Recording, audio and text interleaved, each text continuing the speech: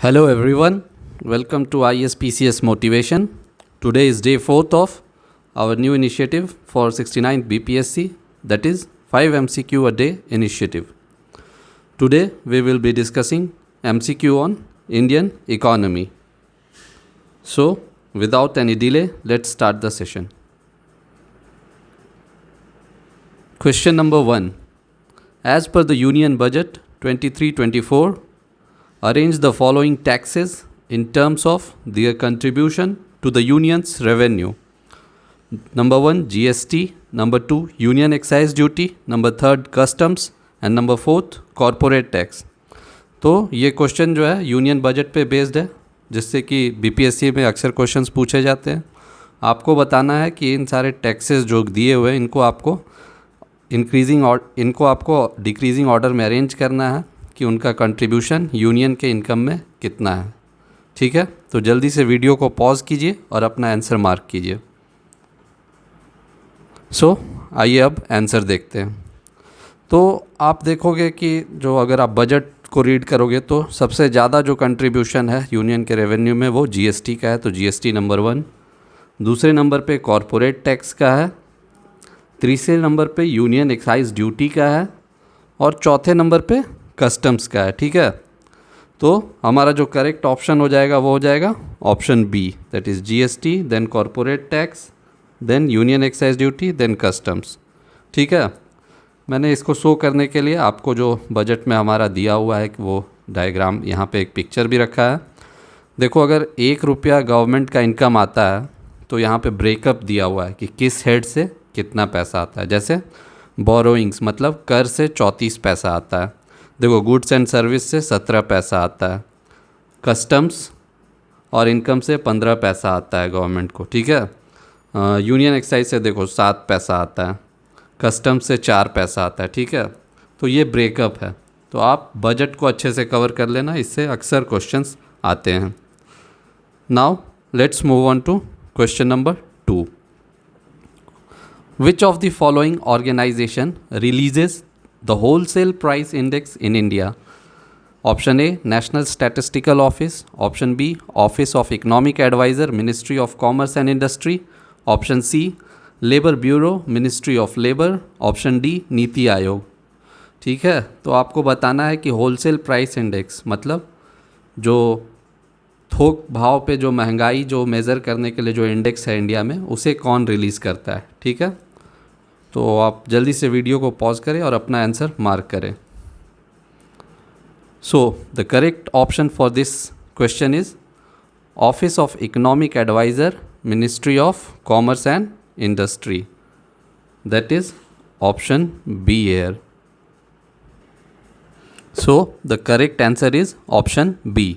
ठीक है दोस्तों, आप देखोगे कि इकनॉमी से रिलेटेड जो भी इंडेक्सेस हैं, रिपोर्ट्स है, कमिटीज़ है, उन पे अक्सर बीपीएससी में क्वेश्चन आता है. ठीक है, तो आप ये ज़रूर कवर कर लेना. और अगर नेशनल स्टैटिस्टिकल ऑफिस की बात करूं तो ये जो है ये हमारा कंज्यूमर प्राइस इंडेक्स रिलीज़ करता है. ठीक है, मतलब जो महंगाई का दर है जिसे हम कंज्यूमर के लेवल पे मतलब रिटेल लेवल पे मेज़र करते हैं, उसका इंडिकेटर है कंज्यूमर प्राइस इंडेक्स. ठीक है, इसके अलावा ये इंडेक्स ऑफ इंडस्ट्रियल प्रोडक्शन भी नेशनल स्टैटिस्टिकल ऑफिस ही रिलीज़ करता है. ठीक है, तो ये कुछ नेशनल स्टैटिस्टिकल ऑफिस के बारे में फैक्ट्स था. अगर लेबर ब्यूरो की बात करूं तो ये भी सीपीआई रिलीज़ करता है, लेकिन ये जो सीपीआई रिलीज़ करता है वो इंडस्ट्रियल वर्कर और एग्रीकल्चरल लेबर के लिए रिलीज़ करता है. ठीक है, तो ये कुछ मतलब इंडेक्सेस थे जो कि ये ऑर्गेनाइजेशंस रिलीज़ करते हैं. Now moving on to question number 3. PM Svanidhi scheme was launched on dash and comes under dash. मतलब आपको बताना है कि पीएम स्वनिधि स्कीम कब लॉन्च किया गया था और ये किस मिनिस्ट्री के अंदर आता है. तो quickly pause the video and mark your answer. So आइए अब आंसर को डिस्कस करते हैं. देखिए, ये एक इम्पॉर्टेंट स्कीम है. आप देखोगे कि जितने भी इम्पॉर्टेंट स्कीम्स रहते हैं उससे हर साल कोई ना कोई एक स्कीम से बीपीएससी में क्वेश्चंस आता है. ठीक है, तो स्वनिधि स्कीम की अगर बात करूँ तो ये कोविड के बैकड्रॉप में लॉन्च किया गया था और इसे 1 जून 2020 को लॉन्च किया गया था। और अगर बात करें इसके मिनिस्ट्री की तो ये ministry of housing and urban affairs के अंदर आता है। तो हमारा जो करेक्ट ऑप्शन हो जाएगा वो हमारा ऑप्शन ए हो जाएगा। ठीक है, स्वनिधि का बेसिकली फुल फॉर्म है street vendors Atmanirbhar Nidhi scheme. ठीक है, इसके अंदर जो है स्ट्रीट वेंडर्स को 10,000 रुपीज़ का लोन मिलता है। ठीक है, और ये लोन जो है कोलेट्रल फ्री रहता है। कोलेट्रल एक बड़ा इशू है, इसलिए ये collateral free loan street vendors को दिया जाता है। ये कोविड के बैकड्रॉप में लॉन्च किया गया था और उसके बाद से इसमें रिवीजन भी किया गया है। अगर और हाँ, इसमें 7% इंटरेस्ट सबवेंशन है अगर टाइमली रीपेमेंट कर देते हैं। ठीक है, और अगर टाइमली रीपेमेंट कर देते हैं तो वो 20,000 के लिए लोन के लिए भी एलिजिबल हो जाते हैं। और हाल ही में इसको अपग्रेड किया गया है और अब अगर वो 20,000 तक का लोन अपना रीपे कर देते हैं टाइमली तो उनको 50,000 तक का लोन के लिए एलिजिबल हो जाते हैं। ठीक है, तो ये एक इम्पॉर्टेंट स्कीम है स्ट्रीट वेंडर्स के लिए। तो ये हमारा क्वेश्चन नंबर 3 था। Now let's move on to question number 4। Which of the following pairs are correctly matched vis-a-vis 5-year plans? So the theme of this question is 5-year plans। और आप देखोगे कि बीपीएससी में अक्सर 5-year plans से एक ना एक क्वेश्चन पूछा जाता है। ठीक है, तो इसलिए ये इम्पॉर्टेंट हो जाता है। तो लिस्ट 1 जो है वो क्या है? Option 1 second 5-year plan rapid industrialization and public sector.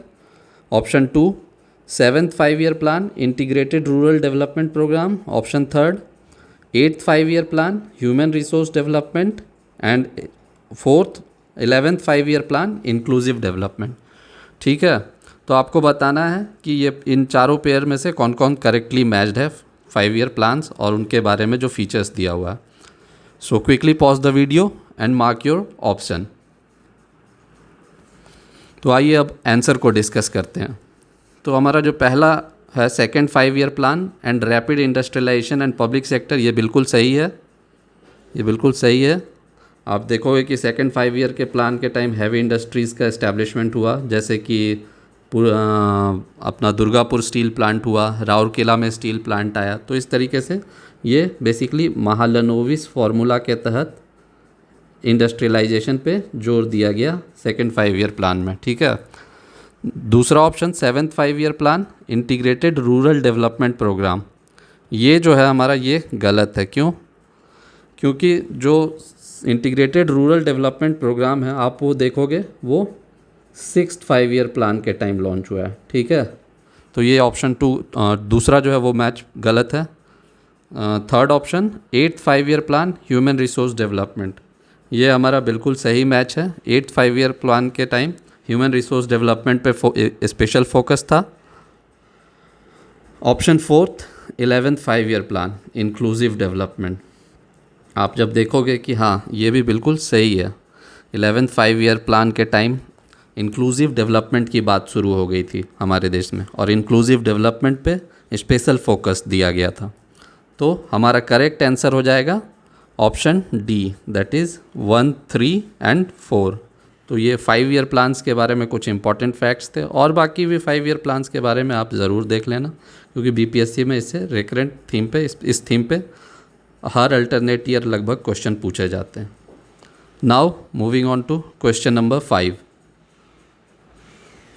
If RBI increases the repo rate then the money supply and inflation will, मतलब इस क्वेश्चन में पूछा जा रहा है कि आरबीआई अगर रेपो रेट को बढ़ाता है तो उसका मनी सप्लाई और इन्फ्लेशन पे क्या प्रभाव पड़ेगा।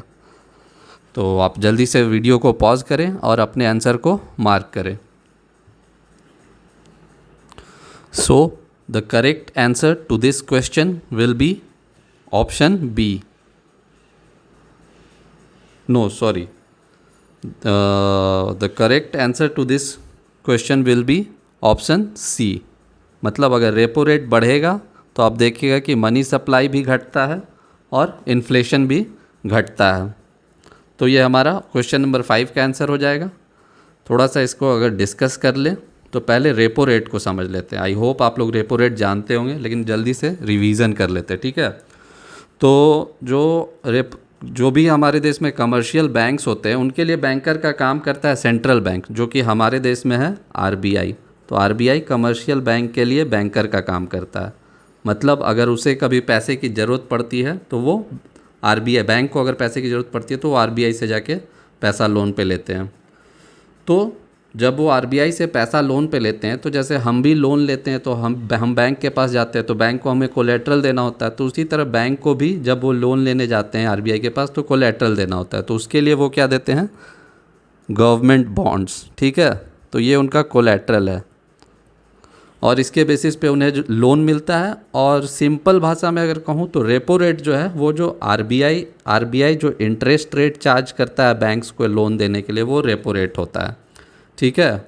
और कोलेट्रल गवर्नमेंट बॉन्ड्स हो जाता है, ठीक है। और रेपो का फुल फॉर्म होता है रीपर्चेजिंग ऑब्लिगेशन। माने ये चूँकि शॉर्ट टर्म के लिए दिया जाता है लोन, तो मतलब कमर्शियल बैंक जो है वो जो इंटरेस्ट चार्ज करता है वो रेपो रेट होता है, ठीक है। तो अब अगर समझो कि अगर रेपो रेट बढ़ जाएगा तो कमर्शियल बैंक के लिए जो है वो लोन मतलब पैसे का कॉस्ट बढ़ गया। तो अगर वो ज़्यादा कॉस्ट पे पैसा बोरो कर रहा है तो वो लेंड भी ज़्यादा कॉस्ट पे करेगा, वो भी मार्केट इंटरेस्ट रेट बढ़ जाएगा। तो मार्केट इंटरेस्ट रेट बढ़ जाएगा तो अब मान लो लोन का इंटरेस्ट रेट बढ़ जाएगा तो लोग लोन तो कम लेंगे, तो मनी सप्लाई क्या होगा, घट जाएगा, ठीक है।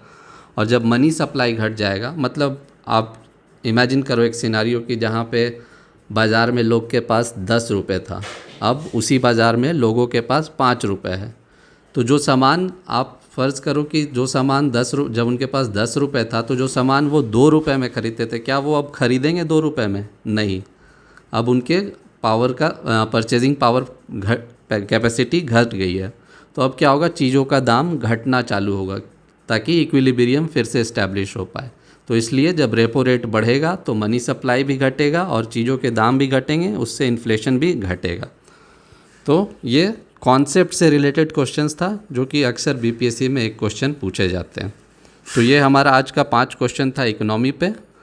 So thank you for your patience listening.